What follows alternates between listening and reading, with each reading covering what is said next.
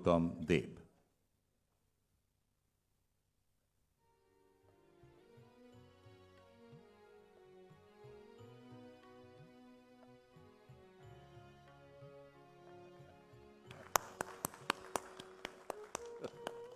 এখন একে একে মঞ্চে উপবিষ্ট অন্য অতিথিদের আমরা বরণ করব।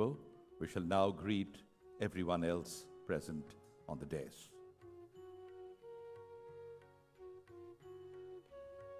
সবার আগে রাজ্যের মুখ্য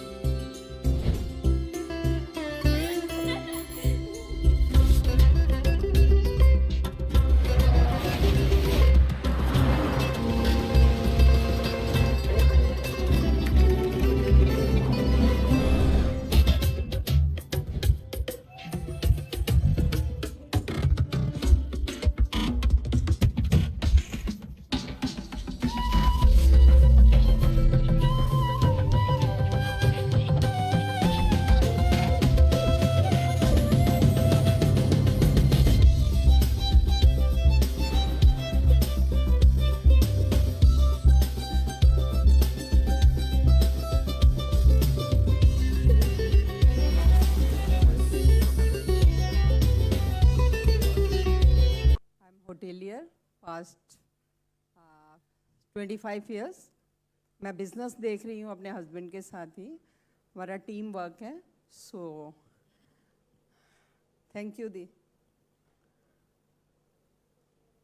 very good, well done. Next, last में कोई हाथ रेज किया था? हाँ प्लीज, दोनों हैं, उनको बोलने के बाद आप बोलेंगे. नमस्कार, मैं गीतांजलि कालिम्पोंग से. दीदी नमस्कार. मैं हैंडमेड सोप्स का बिजनेस करती हूँ और मेरा साबुन का जो बिजनेस है हैंडमेड सोप्स, वो मैं विश्व बांग्ला के साथ में जोड़ के पूरा विश्व में फैलाना चाहती हूँ और लेडीज जो है गांव में उनको एम्पावरमेंट देना चाहती हूँ. क्या बना देना? हैंडमेड सोप्स दीदी. जी. Thank you very much. We manufacture drones for the Indian Armed Forces as well as civil law enforcement, and we are based out of Kalimpong, West Bengal. We also manufacture audio equipment. Thank you so much. Thank you, everybody. And we are an Indian firm, and we are certified by the Ministry of Civil Aviation as an R&D organization for an indigenous manufacturing in India. Thank you, ma'am. Thank you so much, ma'am.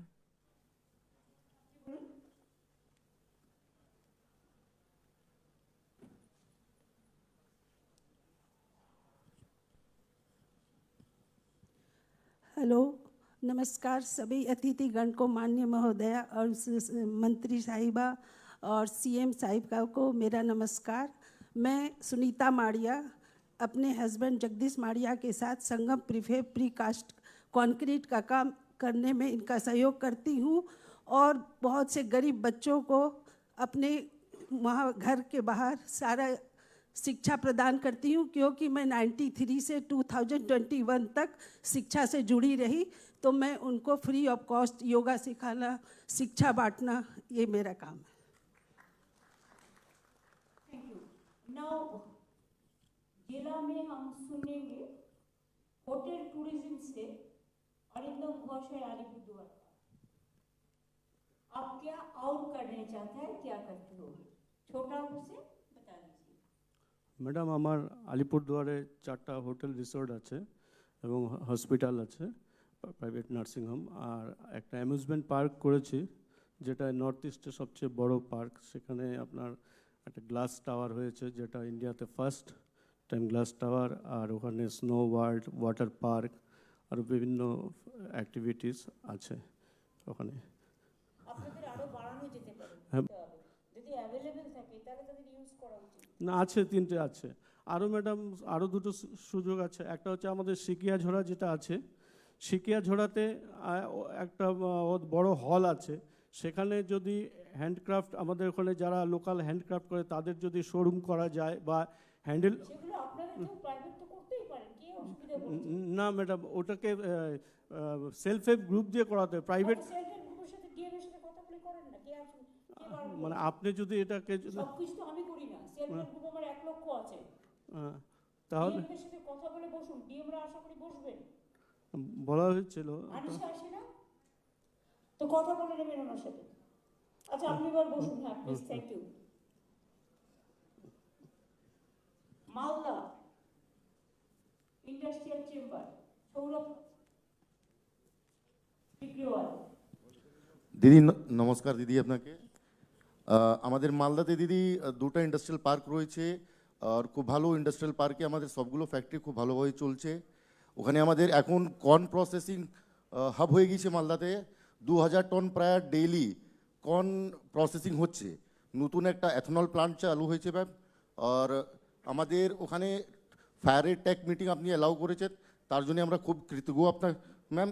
একটা জিনিস আমাদের request ছিল ma'am, যেটা হচ্ছে আমাদের building প্ল্যানের জন্যে আমাদের একটা সিম্পলিফাই করতে চাইছি, যেটা প্রত্যেকটা ডিপার্টমেন্টে একটাই বিল্ডিং প্ল্যান যেন অ্যালাউ করা হয় ম্যাম। এটা একটা সিনার্জি করা হয়েছে সিএস এর নেতৃত্বে, যাতে সিঙ্গেল কমিটির মধ্যে দিয়ে করে দেওয়া হয়। সেটা সিস্টেমটা আমি বলবো প্রত্যেকটা চেম্বার্সকে জানিয়ে দেওয়ার জন্য। ठीक है मैम। के पास चक्कर लगाना पड़ता था, 2-2 महीने 3-3 महीने 6-6 महीने यहाँ पर है नहीं मिलता था। लेकिन अब हमें किसी के पास जाना नहीं पड़ता, ऑनलाइन ट्रेड लाइसेंस आपने कर दिया है। इसका सबसे बड़ा बेनिफिट हम लोगों को इंडस्ट्री को मिल रहा है। दूसरी बात मैम, फायर का आप देखेंगे कि फायर का हमें टीसी मीटिंग हमें फायर का जाना पड़ता था कलकत्ता के अंदर हमें जाना पड़ता था। अगर रिजेक्ट हुआ सबको लेकर फिर हम लोग कलकत्ता गए, लाखों रुपया खर्चा होता था।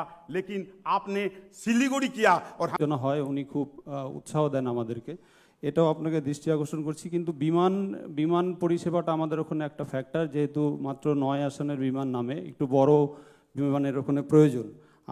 আপনি এর আগেও বিমান পরিষেবা ওখানে বন্ধই ছিল, আপনার হাত দিয়ে সেটার উদ্বোধন হয়েছে। আমরা সেই সময় জেলা ব্যবসায়ী ওখানে আমরা 300 কোটি টাকার বেশি খরচ করেছি। ওখানে একটা ইরিগেশন ক্যানেল ছিল, এটা হতে পারতো না যদি এই টাকাটা আমরা খরচ না করতাম। কিন্তু আমরা বারবার বলেছিলাম যে 2জন ডাবল ইঞ্জিন দেওয়া হোক, কিন্তু সেটাও দেওয়া হয়নি। দিদি আরেকটা বিশেষ দৃষ্টি আকর্ষণ করছি আপনার ওখানে, আমাদের কুচবিহার জেলা এবং উত্তরবঙ্গের সবচেয়ে বড় বাজার হলো ভবানীগঞ্জ বাজার। ভবানীগঞ্জ বাজারে প্রায় 4 থেকে 4,500 ব্যবসায়ীরা এখানে ব্যবসা করেন। সংস্কারের অভাবে প্রতিনিয়ত এখানে ছাদ ভেঙে পড়ে, নিকাশি ব্যবস্থা নেই, জল নেই, পৌর পরিচালিত বাজার এটা, পানীয় জলের ব্যবস্থা নেই, ড্রেনেজ নেই, খুব মারাত্মক অবস্থায়। এটা কোন মিউনিসিপ্যালিটির মধ্যে পড়ে? কুচবিহার মিউনিসিপ্যালিটির আন্ডারে পড়ে। কিন্তু ওদের তো এত টাকা খরচ করার হয়তো ক্যাপাসিটি নেই, কারণ আমি তো ট্যাক্সও বাড়াতে দিই না। এটা ইন্ডাস্ট্রি ডিপার্টমেন্ট দেখুক, এমএসএমই ডিপার্টমেন্ট দেখুক। হ্যাঁ, MSME department must take care for Bhabaniganj, না কি বললো? ভবানীগঞ্জ বাজার দিদি, ভবানীগঞ্জ মার্কেট।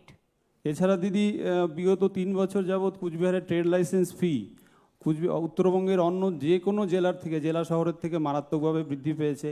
আরেকটি অনেক বড় প্রবলেম সেটা হলো, এটা কেন বৃদ্ধি পেয়েছে আমাদের নলেজে তো নেই। ওয়াই? না আমি তো ট্যাক্স বৃদ্ধি করার কথা বলিনি, আমি তো বিরুদ্ধে ট্যাক্স বৃদ্ধি করতে দিই না তো। আমি তো আমাদের এখানে জলের উপরেও ট্যাক্স নিই না। এটা কেন হচ্ছে? এটা বারণ করো, এটা চেক করে দেখো, ফাইল চেয়ে পাঠাও। দিদি মিউটেশন ফি, মানে অনেক ছোট ছোট দোকানদার আছে যাদের ওটাই সম্বল, 100 স্কোয়ার ফিট তাদের একটা দোকান, সেটা হয়তো নামান্তর করা, তার মেয়ের বিয়ে বা চিকিৎসার ক্ষেত্রে অনেক সময় সে নামান্তর করে। সেই নামান্তরটা আগে 2,000 টাকা, 200 টাকা করে 100 স্কোয়ার ফিট ধরলে 2,000 টাকাতে হতো, এখন সেটা 5 লক্ষ টাকা হয়েছে। এটা খুব অমানবিক। কেস দেখে নেবে, দিস ইজ অ্যাবসলিউটলি রং। দেখে নাও। কনজারভেন্সি ফি দিদি আগে 7,000 টাকা করেছিল, এখন সেটা 70,000 টাকা হয়েছে। এগুলো একটুখানি আপনি দেখবেন আমাদের আমি ব্যবসায়ীরা। বলছি তো এই তিনটে ব্যাপারে চিফ সেক্রেটারি নিজে দেখে নেবেন, আমি এটা হতে পারে না। ধন্যবাদ দিদি। এরপরে উত্তরবঙ্গ সফরে যখন আপনি আসবেন, আমরা কুচবিহার জেলা ব্যবসায়ী সমিতি থেকে আপনাকে আমন্ত্রণ জানাচ্ছি। আপনি উত্তরবঙ্গ সফর কুচবিহার থেকে শুরু করবেন, এই আপনার কাছে আবেদন জানাচ্ছি। অল্প সময় আপনাকে অনেক কিছু বলতে পারলাম না। আমি অনেক বলে দিয়েছেন দিদি। আমি আপনার ইনফরমেশনের জন্য জানাই, মদন মোহন মন্দির আমাদের ডিএমই ট্রাস্টের চেয়ারম্যান, আমরা ওরা যা যা চেয়েছে করেছি।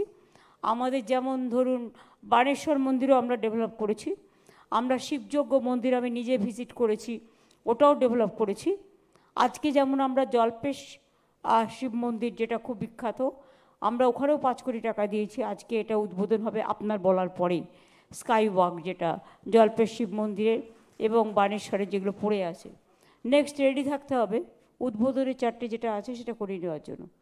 দিদি আমি একটা চিঠি আসছে। আর কুচবিহারের হেরিটেজ টাউনে যে কত টাকা দেওয়া হচ্ছে আপনি জানেন? আপনাকে ধন্যবাদ জানাই, এবং তার জন্য পর্যটনের অনেক সুযোগ আমাদের বেড়েছে। আমি একটা লিখিত এনেছি দিদি, আপনার কাছে আমি পাঠাচ্ছি, কাইন্ডলি একটু নেবেন। হ্যাঁ, ওটা পাঠিয়ে দিন, চিফ সেক্রেটারি হাতে পাঠিয়ে দিন। চিফ সেক্রেটারি আমার অনেক কাজ করেন, সেই জন্য নাহলে আমাকে রোজ চিঠি পড়তে পড়তে আমাকে মহাভারত পড়তে হতো। নেক্সট জল্পেশ শিব মন্দির আগে আমরা সবাই উঠে দাঁড়িয়ে উদ্বোধন করব, কারণ জল্পেশ শিব মন্দির খুব বিখ্যাত। মাননীয় মুখ্যমন্ত্রী, জলপাইগুড়ি জেলার জল্পেশ মন্দিরের স্কাই ওয়াকের আনুষ্ঠানিক ছোট্ট জায়গা, অত বড় কালীঘাটের মতো বা দক্ষিণেশ্বরের মতো স্কাই ওয়াক করার জায়গা নেই, কিন্তু তার মধ্যেও 5 কোটি টাকা খরচ করে জল্পেশ শিব মন্দিরে স্কাই ওয়াক করা হয়েছে, এবং আমি সুযোগ পেলেই যাব, আমার খুব পছন্দ। ছবিটা দেখানো হোক।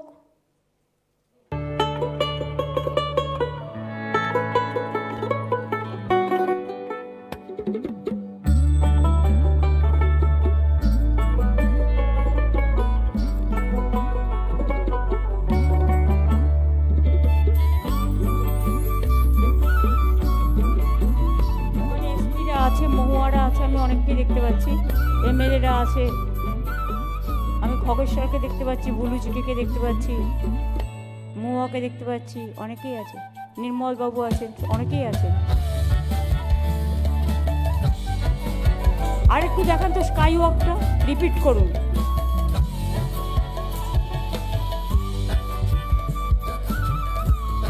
এটা কি সিঁড়ির মধ্যে দিয়ে করেছে? স্কাই ওয়াকটাকে সিঁড়ির ওপর দিয়ে হয়েছে।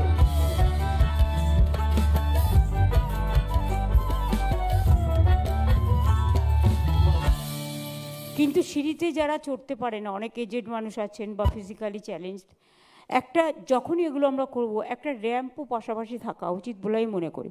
এটা ট্যুরিজম ডিপার্টমেন্ট থেকে দেখে নিও, তাহলে সবাই করতে পারে। আমরা কালীঘাট মন্দিরে করে দিয়েছি, আমরা এসক্যালেটারও করে দিয়েছি, খুব ইম্পর্টেন্ট। শিলিগুড়িতেও আমার মনে হয় এটা করা উচিত, তাতে আপনাদের অনেক লোক আসবে, ব্যবসায়িক আদান প্রদান হবে, শিল্প সম্মেলন হবে, এবং আপনারা নিজেদের ওয়ার্কারদেরও মিটিং করতে পারবেন। আর উত্তরবঙ্গ অনেকে ঘুরতেও আসে, কারণ উত্তরবঙ্গ জায়গাটা খুব বিউটিফুল, প্রাকৃতিক সৌন্দর্যের অতুলনীয়, তুলনা করা যাবে না। সুতরাং এই বিউটিফুল জায়গায় একটা বিউটিফুল কনভেনশন সেন্টার জায়গা আমি ইতিমধ্যেই দেখে রেখেছি। 10 একর, 10 একর আপনাদের আমি দিতে পারি, কিন্তু 8 একর দেবো না। 8 একরে আমি ওখানে শপিং মল টল তৈরি করতে পারি, দোকান টোকান অনেক হবে, বিগ বাজার হতে পারে, যেখানে লোকাল ছেলে মেয়েরা ব্যবসাও করতে পারে, আর যারা আসবে তারা কেনাকাটিও করতে পারে। আচ্ছা, 18 একর রেখে দাও ফর ইন্ডাস্ট্রি পারপাস। উত্তরকন্যা যেটা ইন্টারন্যাশনাল কনভেনশন সেন্টার উত্তরায়ণের অপোজিট হলে ভালোই হবে। হ্যাঁ, তাছাড়াও গৌতম আমাকে 2টো জায়গা বলেছিল, একটা হচ্ছে বাগডোগরার কাছে উত্তরবঙ্গ বিশ্ববিদ্যালয়ের উল্টো দিকে একটা 4 একর জমি আছে, বাট এত ছোটোতে হবে না, আর ওটা রেখে দাও অন্য পারপাসে। ওখানে তুমি একটা কাজ করো, যেহেতু বাগডোগরা, ওটাতে ইন্ডাস্ট্রিয়াল পার্ক করে দাও, বাগডোগরার পাশে যে জমিটা আছে, হোটেলও হতে পারে। হ্যাঁ, তার কারণ হচ্ছে বাগডোগরা এয়ারপোর্টের সামনে কোনো হোটেল নেই। 4 একর জমি অলরেডি আছে, একটা হোটেল হতে পারে। উত্তরার উল্টো দিক ওটা আলাদা। উত্তরা তো 8 একর আমি রাখলাম, সেটা করুক না, উল্টো দিকে এটা। আমি বলছি বাগডোগরা যাওয়ার পথে যেটা 4 একর জমি আছে ওখানে একটা হোটেল হতে পারে, কারণ এয়ারপোর্টে যারা মর্নিংয়ে ফ্লাইট ধরে তারা কিন্তু থাকার জন্য শিলিগুড়িতে আসতে হয়। এটা আমি এটা জাস্ট ভেবে দেখতে বলতে পারি। আর একটা হচ্ছে উত্তরায়ণের পাশে 5 একর জমিও একটা আছে, ওটা অবশ্য এনওসি দেওয়া হয়েছিল, সেটা দেখে নিক। কিন্তু আমার মনে হয় উত্তরায়ণের পাশে যে 10 একর জমিটা আছে কনভেনশন সেন্টার হলে ভালো করে করা হোক, যাতে কনভেনশন সেন্টারে ভালো লোক